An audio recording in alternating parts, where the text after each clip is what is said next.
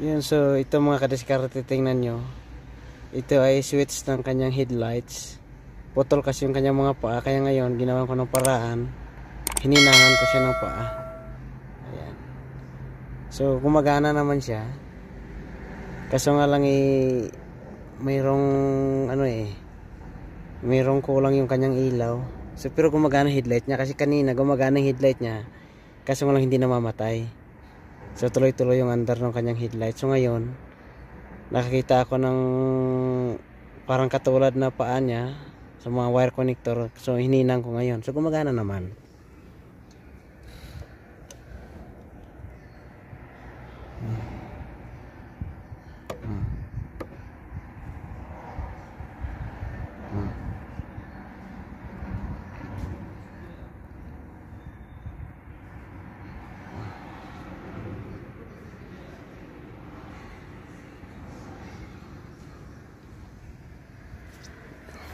So pwede pala siya. Ito po ay Jetor X70. Mga diskarte na lang kasi walang pyesa at saka warranty. So pansamantala mo na ito. Kung gusto ng customer na gamitin muna, di okay lang. At least ang ilaw niya nato-turn off na, hindi katulad kanina na tuloy-tuloy ang andar. So hindi, ang paa kasi na ginawa ko, hindi ko alam kung baka masyadong mahaba. Kaya pati sa kabilang mga ilaw ay napapagana niya.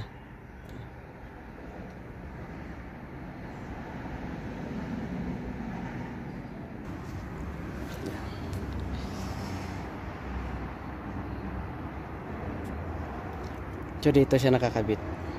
Kanina kasi nung tinanggal ko yung ibang paa niya, masyado ng masyadong lapat na kaya aabot dito sa kabilang, may mga pagitan kasi yan. Kailangan yung paa niya hindi aabot dito sa kabila. Ito abot na kasi siya. So ito na lang muna yung paraan na gagawin natin. At least nagawa natin ng paraan. Nasira ko kasi yung kanina kasi dalawa pa paa niyan nung itinuwid ko na bali. Kaya ngayon yun ang sinasabi mga kadiskarte, na nagkusang loob tayong tumulong, mukhang tayo pa yung gagastos. Yun. Ako naman kasi malikot lang ang kamay, kaya ginanyan ko na muna. So ikabit ko na muna ito at subukan natin kung gumagana siya ng tama. Yan, so ito mga kadiskarte, nalagay na natin. Ito, lagay na rin natin yung lock niya, nabali na rin kasi. Puro nabali ito.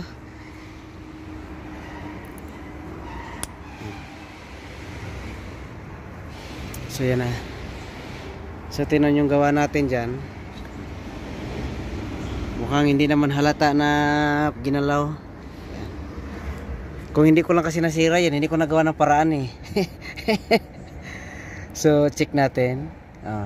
Gumagana. Park light nya. So headlight nya gumagana. Tingnan nyo doon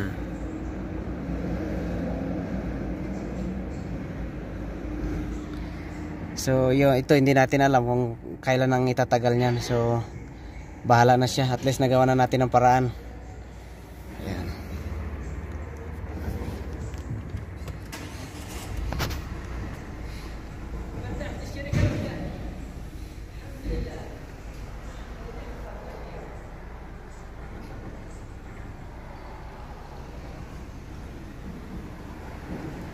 Ito ay lumang X70 din ito.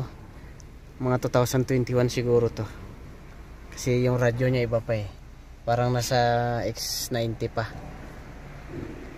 Yung kilometer niya 109 na rin So tagal-tagal na rin siyang ginagamit. Okay pa naman yung makina niya, walang maingay. Naka 100 na kilometer na siya, pero okay pa.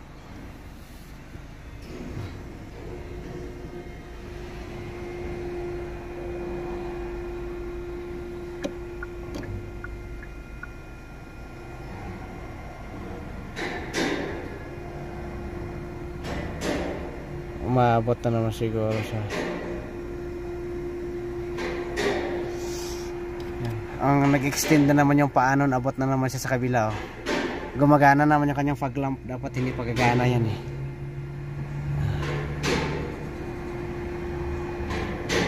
Kayaan mo na. At least okay na yan. Bahala na siya dyan. Kasi yung paa niya kasi dapat hindi siya abot doon sa kabilang kanto. Inaabot siya sa kabilang kanto eh. Kaya yan ang nangyayari. Yung hindi dapat sana umiilaw, umiilaw. Ganun talaga. So yan na lang.